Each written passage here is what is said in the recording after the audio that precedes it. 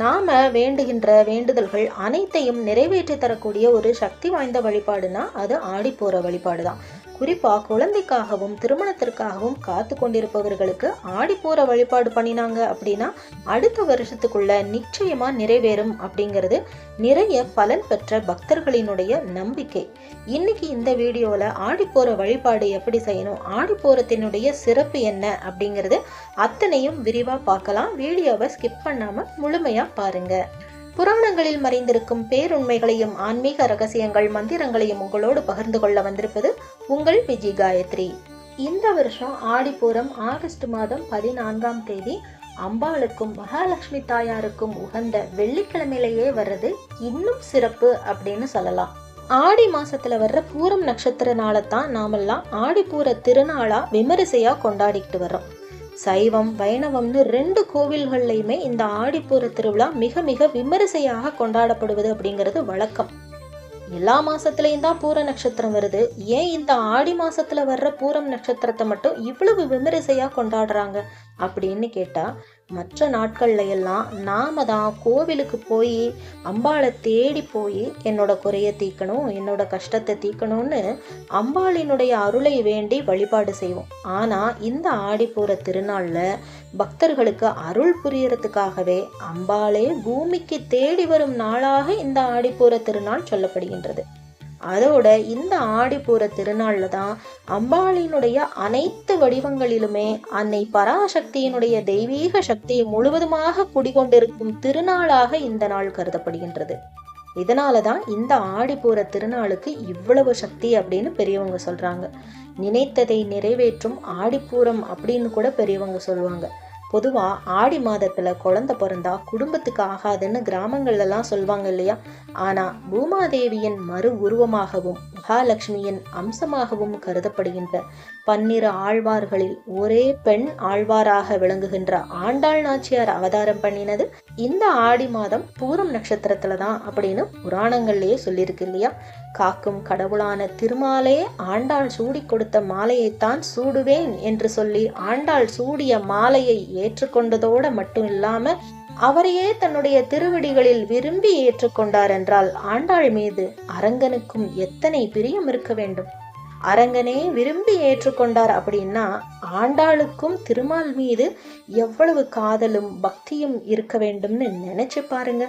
ஆண்டாளின் அருளையும் அரங்கநாத பெருமாளின் அருளையும் அம்பிகையின் பரிபூரண கருணையையும் பெறுவதற்கு மிக மிக அற்புதமான நாள்னா அது ஆடிப்பூர திருநாள் தான். அதனாலதான் இந்த ஆடிப்பூரத்திற்கு இவ்வளவு சிறப்பு அப்படின்னு சொல்லலாம்.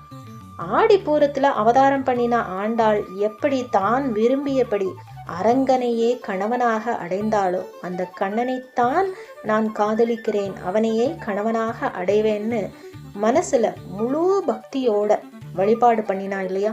அதே போல நாமளும் மனதார பக்தியோட வழிபாடு பண்ணினா நம்முடைய விருப்பங்கள் அனைத்தும் நிறைவேறும் அப்படிங்கிறது நம்பிக்கை. இந்த நாள்ல திருமணம் வேண்டியும் குழந்தை வரத்திற்காக காத்திருப்பவர்களும் வீட்டிலேயே மிக எளிமையான வழிபாடு பண்ணினாலே அவங்களுக்கு அடுத்த வருஷத்துக்குள்ள அவர்கள் வேண்டிய வரங்கள் கண்டிப்பாக நிறைவேறும் அப்படிங்கிறது நிறைய பக்தர்கள் இந்த வழிபாடு செஞ்சு பலனை பெற்றதற்கு பிறகாக சொல்கின்ற ஒரு சக்தி வாய்ந்த வழிபாடு தான் இந்த வழிபாடு. இந்த வழிபாடை எப்படி பண்ணலாம் அப்படின்னு பார்த்தோம்னா, திருமண வரம் வேண்டுபவர்களும் சரி, குழந்தை வரம் வேண்டுபவர்களும் சரி, இந்த நாள்ல வீட்டுல உங்ககிட்ட எந்த அம்மன் படம் இருந்தாலும் சரி, கிழக்கு நோக்கி மனைப்பலகையில அம்பாளுடைய அந்த திருவுருவ படத்தை அமர்த்தி அம்பாளுக்கு நல்லா அலங்காரம், சந்தனம், குங்குமம், மலர்கள் எல்லாம் இட்டு அலங்காரம் பண்ணிட்டு அம்பாளுக்கு நலுங்கு வைக்கணும். அம்மன் அமர்ந்த அதே பலகையில வெள்ளை நிற துணியை விரித்து அம்மன் மடியிலே அமர்வதாக நினைத்து திருமண வரம் வேண்டி காத்திருப்பவர்களை, அது ஆணாக இருந்தாலும் சரி பெண்ணாக இருந்தாலும் சரி, அவர்களை அமர வைத்து வீட்டில் உள்ள பெரியவர்கள் அம்மனுக்கு நலுங்கு வச்சது மாதிரியே அந்த பிள்ளைகளுக்கும் நலுங்கு வைக்க வேண்டும். இதே போலவே குழந்தை பாக்கியம் வேண்டுபவர்களையும் அந்த மனைப்பலகையின் மேலே அமர்த்தி வைத்து நலுங்கு வைக்க வேண்டும். பெண்களுக்கு வீட்டில் உள்ள பெரியவர்கள் கணவன் நலுங்கு வச்சுட்டு அம்பாளுக்கு அணிவிச்ச வளையல்களை அந்த பெண் பிள்ளைகளுக்கும் போட்டு விட வேண்டும். நெய்வேத்தியமாக இனிப்பு பால் வச்சு சக்கரை பொங்கல் வைக்கலாம்.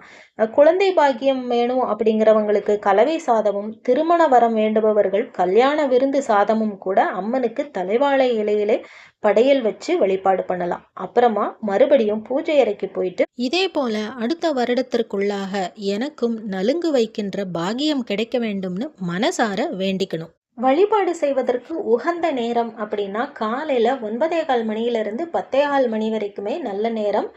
மாலை நேரமாக இருந்தால் நீங்க மாலை 6 மணிக்கு மேல நேரமே பார்க்க வேண்டாம் அப்படிங்கிறது பெரியவர்களினுடைய வாக்கு. 6 மணிக்கு மேல நீங்க 8 மணி வரைக்குமே இந்த வழிபாடை மேற்கொள்ளலாம். அம்மனை மனசார வழிபாடு பண்ணிட்டு நெய்வேத்தியமா படைச்ச பிரசாதத்தை சாப்பிடணும்.